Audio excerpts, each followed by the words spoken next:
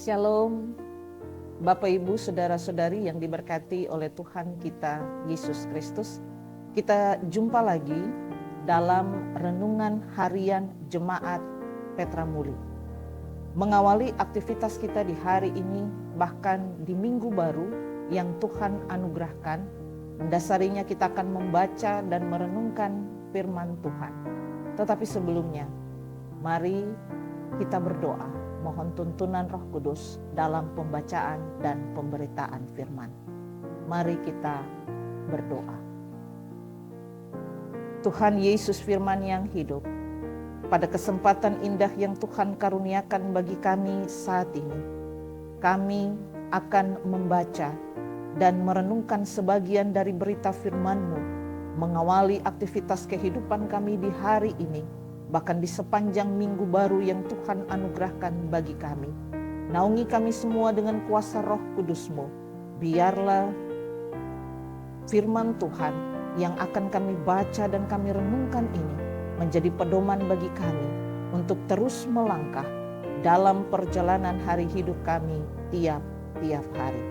Berfirmanlah kepada kami Tuhan Yesus, kami anak-anak-Mu sudah siap untuk mendengarkan. Amin. Pembacaan firman Tuhan saya ambil dalam kitab Mazmur pasalnya yang kelima, ayatnya yang keempat dan berakhir pada ayatnya yang ke-9. Mazmur pasal 5 ayat 4 dan berakhir pada ayatnya yang ke-9. Saya akan baca bagi kita semua. Firman Tuhan bunyinya demikian. Doa pada pagi hari. Ayatnya yang keempat, Tuhan, pada waktu pagi Engkau mendengar seruanku. Pada waktu pagi aku mengatur persembahan bagimu dan aku menunggu-nunggu. Sebab Engkau bukanlah Allah yang berkenan kepada kefasikan orang jahat, takkan menumpang padamu. Pembual tidak akan tahan di depan matamu. Engkau membenci semua orang yang melakukan kejahatan. Engkau membinasakan orang-orang yang berkata bohong. Tuhan jijik melihat penumpah darah dan penipu. Tetapi aku, berkat kasih setiamu yang besar, aku akan masuk ke dalam rumahmu, sujud menyembah ke arah bait-Mu yang kudus, dengan takut akan Engkau. Tuhan, tuntunlah aku dalam keadilan-Mu, karena seteruku ratakanlah jalan-Mu di depanku. Demikianlah firman Tuhan. Kata Tuhan Yesus, yang berbahagia adalah kita yang mendengar dan melakukan firman Tuhan ini dalam kehidupan kita tiap-tiap hari. Bapak Ibu, saudara-saudari yang diberkati oleh Tuhan kita Yesus Kristus. Biasanya realita yang menunjukkan bagi kita ketika kita bangun pagi hari, biasanya secara otomatis kita suka untuk kemudian cari HP dahulu. Tangan kita kemudian meraba kasur cari HP di mana kita bisa temukan. Setelah kita dapatkan HP, Bapak Ibu, kemudian kita suka cek WA kita. Kemudian kita scroll cari FB dan lihat berita-berita yang ada. Kita lihat media sosial duluan. Biasanya kaki kita belum turun sentuh lantai, belum turun dari tempat tidur, pikiran kita kemudian sudah dipenuhi dengan urusan orang lain. Karena kita lihat HP dulu, kita cek WA, kemudian kita baca berita, kita lihat media sosial. Akhirnya kita dipenuhi dengan pikiran-pikiran yang dari orang lain. Bahkan berita-berita yang kemudian bikin kita pusing. Tapi juga setelah kita lihat dan scroll HP, kita juga teringat ada begitu banyak daftar pekerjaan yang menumpuk yang kemudian harus kita lakukan di hari ini. Bapak Ibu, saudara-saudari yang diberkati oleh Tuhan kita Yesus Kristus. Akibatnya ketika kita bangun pagi dan kemudian lebih dahulu melihat berita-berita yang ada, kita memulai hari ini dengan stres duluan. Kita memulai hari ini dengan kecemasan. Bahkan ketika terlalu asik lihat HP, dan tersadar bahwa ada begitu banyak kegiatan yang harus kita lakukan, maka kemudian kita terburu-buru menjalani aktivitas di pagi itu. Bapak Ibu saudara-saudari yang diberkati oleh Tuhan kita Yesus Kristus. Akibatnya ketika kita disibukkan dengan HP dan kemudian pikiran kita menumpuk dengan berbagai pekerjaan, kita lupa untuk lakukan pemanasan rohani. Kita lupa bangun hubungan kita dengan Tuhan. Padahal Bapak Ibu yang diberkati Tuhan, kualitas hari kita atau kualitas minggu yang akan kita masuki itu ditentukan oleh bagaimana cara kita memulainya. Hari ini kita mau belajar dari Raja Daud tentang cara memulai hari dan minggu kerja yang benar supaya kita tidak kehilangan arah. Bapak Ibu yang diberkati Tuhan, untuk memahami Mazmur ini kita perlu membayangkan situasi Daud pada saat itu. Ternyata Daud dia tidak sedang duduk santai di singgasana yang nyaman. Kalau kita baca di ayat 2 dan 3, di situ kita akan menemukan kondisi Daud yang sebenarnya. Ia sedang dalam tekanan besar karena dikelilingi oleh musuh-musuhnya yang mencoba untuk menjatuhkannya dengan fitnah dan juga kelicikan. Bapak Ibu, dalam kondisi tertekan seperti inilah Daud kemudian menuliskan apa yang kita kenal sebagai doa pagi. Kalau kita lihat tadi judulnya doa pada pagi hari. Ini adalah doa Daud. Kemudian kalau kita lihat pada pembacaan kita mulai dari ayatnya yang keempat. Daud, pemikiran Daud ketika dia berhadapan dengan hari-hari hidupnya, Daud menyadari bahwa sebelum menghadapi musuh di luar sana, ia harus terlebih dahulu menghadap panglima hidupnya. Panglima hidupnya yang saya maksudkan di sini adalah Tuhan. Dia memilih waktu pada pagi hari. Kenapa waktu pada pagi hari? Karena pada pagi hari bagi Daud pikiran masih jernih dan hari baru dimulai. Menariknya, Daud menggunakan istilah mengatur korban atau mempersembahkan korban. Ini adalah istilah teknis bagi para imam yang sedang menyusun kayu bakar di atas mezbah dengan sangat teliti. Sebenarnya ini mau menjelaskan bahwa Daud dia mulai aktivitas kehidupannya, ia mulai bersama dengan Tuhan. Dia susun pergumulan hidupnya satu persatu di hadapan Tuhan. Dia mulai hari itu dengan memberi dirinya kepada Tuhan. Ada sikap iman di sini.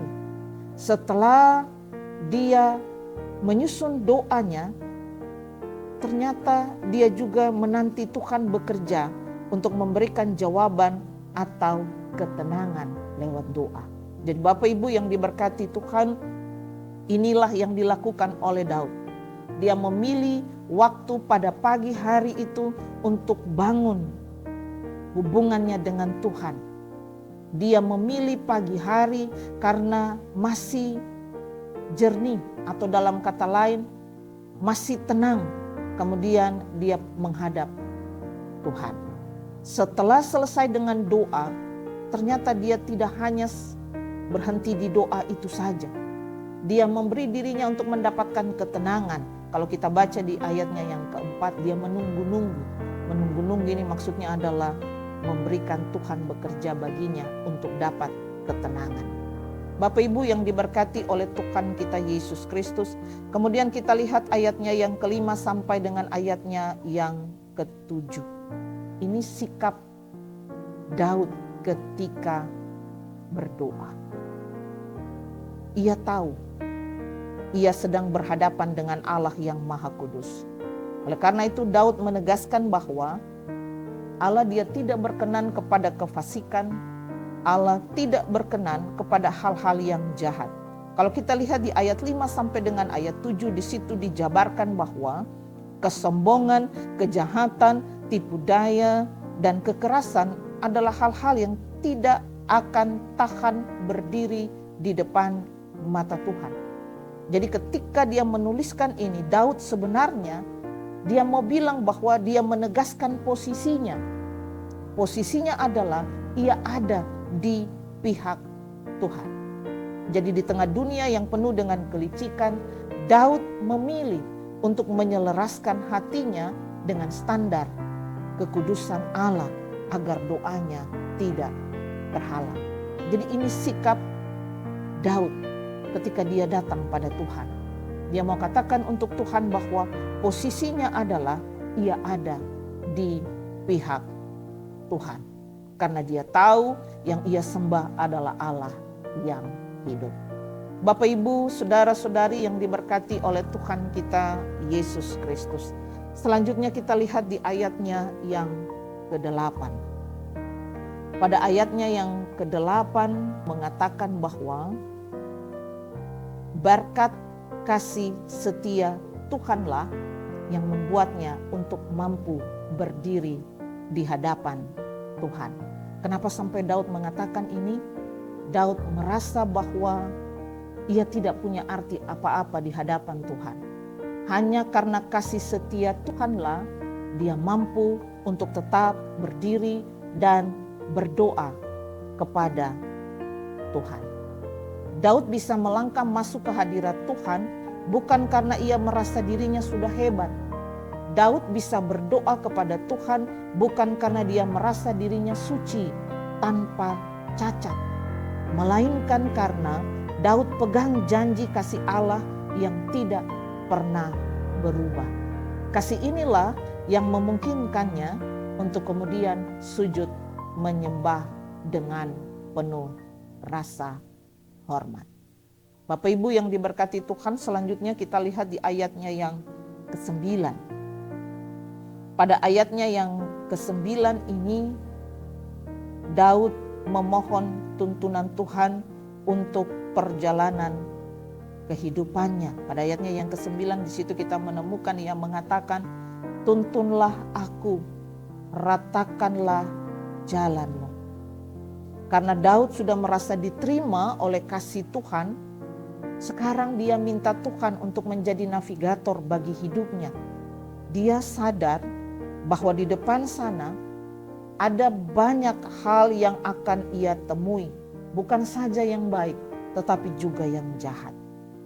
Daud sadar sungguh bahwa yang namanya seteru, yang namanya musuh pasti akan ia hadapi.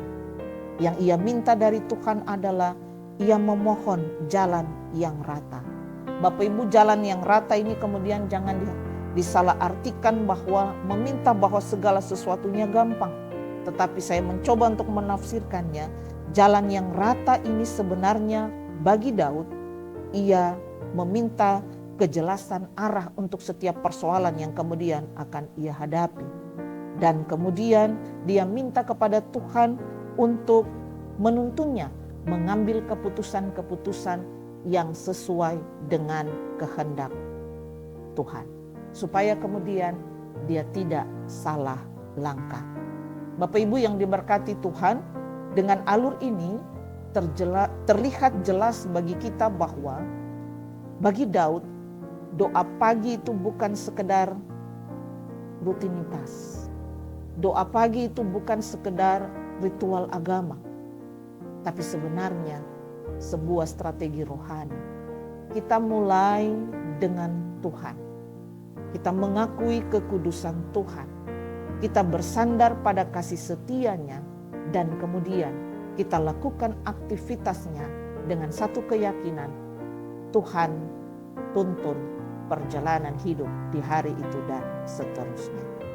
Bapak Ibu saudara-saudari yang diberkati Tuhan, lalu apa makna firman Tuhan ini bagi kita semua dalam menjalani kehidupan kita di hari ini, bahkan di minggu baru yang Tuhan anugerahkan bagi kita? Pesan pertama yang ingin saya bagikan bagi kita, yang pertama, berikan jam pertamamu untuk Tuhan. Mari kita belajar untuk tidak langsung sibuk dengan HP atau kemudian sibuk dengan keluhan-keluhan kita di pagi hari. Dari Daud, mari kita belajar. Ambil waktu sejenak untuk mengatur isi hati kita di hadapan Tuhan. Cari Tuhan dalam aktivitas kita di pagi hari. Itu yang kemudian harus kita lakukan pertama. Sampaikan isi hatimu kepada Tuhan untuk rencana-rencana kerjamu di hari ini bahkan di minggu yang baru. Sampaikan kepada Tuhan, Tuhan, minggu ini saya ada tanggung jawab kerja yang berat. Minggu ini saya harus menyelesaikan urusan-urusan keluarga saya. Minggu ini saya punya rencana-rencana yang harus dilakukan. Atur itu dalam doamu, sampaikan kepada Tuhan. Belajarlah untuk kemudian tenang sejenak dan kemudian menantikan penyertaan Tuhan. Daud menginspirasi kita untuk mulai segala sesuatu dengan doa di pagi hari.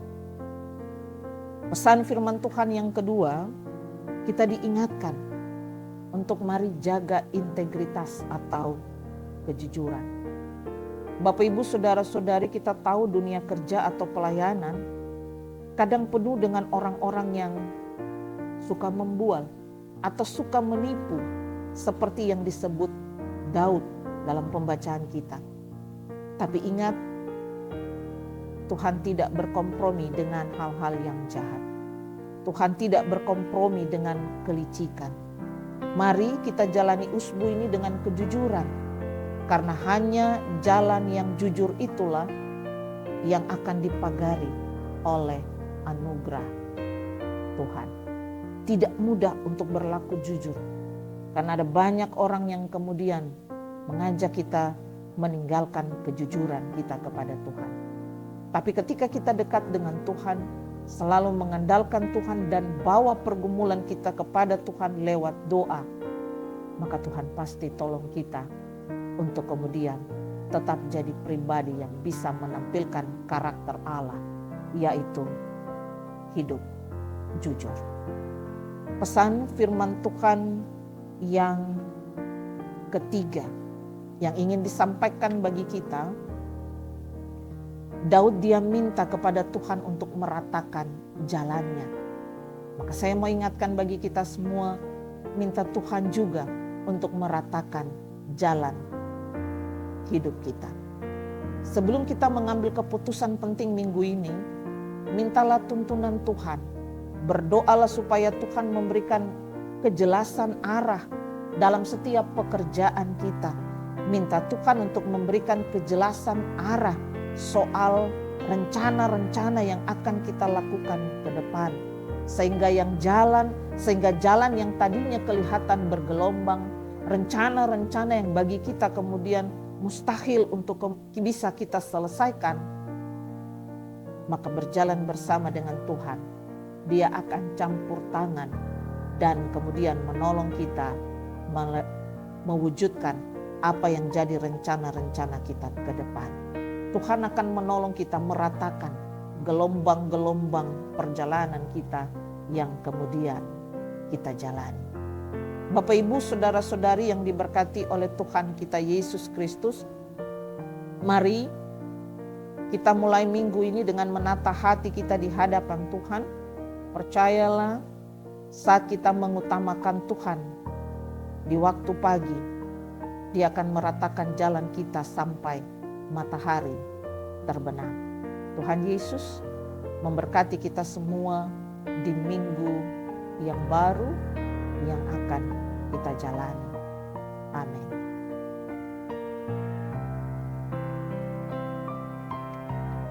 Bapak Ibu saudara-saudari yang diberkati oleh Tuhan kita Yesus Kristus, mari bersama kita berdoa menjalani akan aktivitas kita di hari ini bahkan di minggu yang baru. Mari kita berdoa.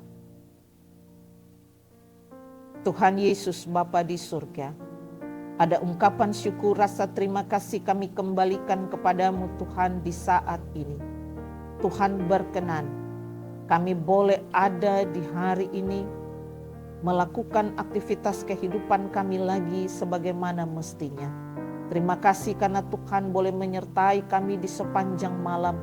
Dan ketika kami boleh ada di hari baru pemberian Tuhan ini, di minggu baru yang Tuhan anugerahkan ini, kami percaya sungguh semuanya itu karena cinta dan kasih sayang Tuhan dalam kehidupan kami. Oleh karena itu ya Bapa di surga, menapaki perjalanan kehidupan kami di hari ini bahkan di minggu yang Tuhan anugerahkan bagi kami. Kami datang tersungkur di bawah kaki salib-Mu ya Bapa di surga. Kami menyerahkan perjalanan kehidupan kami di hari ini, di minggu yang baru ini ke dalam tangan cinta kasih-Mu. Kami akan memulai berbagai aktivitas kehidupan kami. Kami akan melakukan apa yang jadi rencana-rencana kami di hari ini bahkan di minggu yang baru. Tetapi sebelum segala sesuatunya kami lakukan, kami bermohon kepadamu ya Bapa di surga, sertailah perjalanan kehidupan kami di hari ini, di minggu yang baru juga. Kami tidak tahu apa yang akan terjadi dalam kehidupan kami di sepanjang hari ini, bahkan di minggu baru yang Tuhan anugerahkan. Tapi kami mengaminkan, berjalan bersama dengan Tuhan Yesus. Ada berkat-berkat Tuhan yang Engkau sediakan dalam kehidupan kami di hari-hari yang akan kami lewati. Tuhan Yesus Bapa di dalam kerajaan surga. Kalaupun kemudian kami harus berhadapan dengan tantangan, kami harus berhadapan dengan kesulitan, kami mengaminkan seperti yang Daud katakan, bahwa Tuhan akan meratakan jalan-jalan kehidupan kami. Itu berarti Tuhan akan memberikan kami hikmat, Tuhan akan menolong kami semua, sehingga apapun yang menjadi kesulitan tantangan kehidupan kami, berjalan bersama dengan Tuhan Yesus, ada jalan keluar untuk setiap rencana pergumulan hidup kami masing-masing. Tuhan Yesus Bapa di dalam kerajaan surga, saat ini hamba berdoa, menyerahkan kehidupan semua umat Tuhan. Tuhan berkati kami semua, keluarga-keluarga kami. Tuhan Yesus, Engkau hadir dalam kehidupan keluarga, dalam kehidupan rumah tangga kami masing-masing. Berkati kami sebagai orang tua lanjut usia. Berkati kami sebagai orang tua yang bekerja mencari nafkah, menghidupi kehidupan keluarga kami masing-masing. Berkati kami sebagai seorang pemuda yang mencari-cari pekerjaan untuk menghidupi kehidupan kami pribadi. Kami juga berdoa untuk kehidupan kami orang-orang muda yang saat ini sementara menikmati pendidikan. Tuhan Yesus, ketika kami menata masa depan kami percaya Tuhan ada bersama-sama dengan kami. Tuhan menolong kami dalam setiap upaya kami menata masa depan. Bahkan anak-anak kecil sekalipun, janin yang ada dalam rahim seorang ibu, hamba juga taruh dalam tangan cinta kasih-Mu. Biarlah tiap-tiap pribadi, tiap-tiap keluarga rumah tangga senantiasa merasakan sukacita Tuhan, senantiasa merasakan damai sejahtera Tuhan dalam kehidupan kami masing-masing. Bapa di dalam kerajaan surga, firman Tuhan yang telah kami dengarkan bersama di saat ini, biarlah itu menjadi kekuatan, menjadi pedoman bagi kami semua untuk menjalani kehidupan kami di hari ini, bahkan di minggu baru yang Tuhan anugerahkan bagi kami. Bapa di dalam kerajaan surga, hamba juga berdoa untuk setiap umat Tuhan dengan beban-beban gumul yang mereka rasakan masing-masing. Tuhan Yesus, Engkau tahu pergumulan kehidupan umat Tuhan terkait ekonomi keluarga, terkait pendidikan anak-anak, terkait masalah-masalah hidup yang dihadapi, bahkan terkait sakit sekalipun yang dirasakan oleh kehidupan umat Tuhan. Bapa di surga, hamba serahkan mereka semua ke dalam tangan cinta kasih-Mu. Berikan kekuatan iman pengharapan bagi kehidupan semua umat Tuhan dengan pergumulan-pergumulan hidup yang mereka rasakan. Biarlah berjalan bersama dengan Tuhan Yesus. Ada jalan keluar untuk setiap pergumulan hidup yang dirasakan.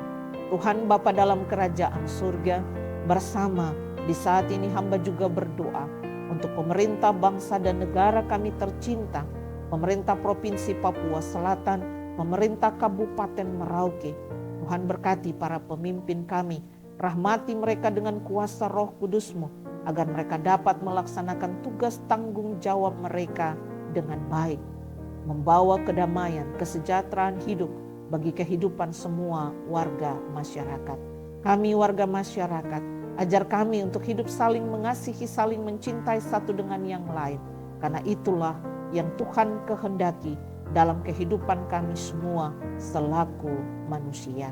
Tuhan Yesus Bapa di surga, di saat ini hamba juga berdoa untuk tim multimedia Petra Muli dengan program renungan harian jemaat ini. Tuhan Yesus berkati kehidupan mereka, anak-anak muda yang memberi diri mereka untuk ada dalam pelayanan, khusus dalam program renungan ini. Tuhan berkati mereka dalam tugas, dalam kerja, dalam keseharian hidup mereka masing-masing. Biarlah Tuhan pakai mereka terus menjadi alat kesaksian-Mu dalam tugas tanggung jawab yang mereka lakukan tiap-tiap hari. Bapa di surga, terima kasih, ini doa kami. Ini permohonan kami yang kami bawa, kami persembahkan kepadamu. Mohon ampun untuk setiap salah dan dosa kami. Lalu dalam nama anak-Mu Yesus Kristus, kami berdoa kepada Bapa di surga, dan kami mohon jaminan berkat Tuhan menyertai kehidupan kami semua.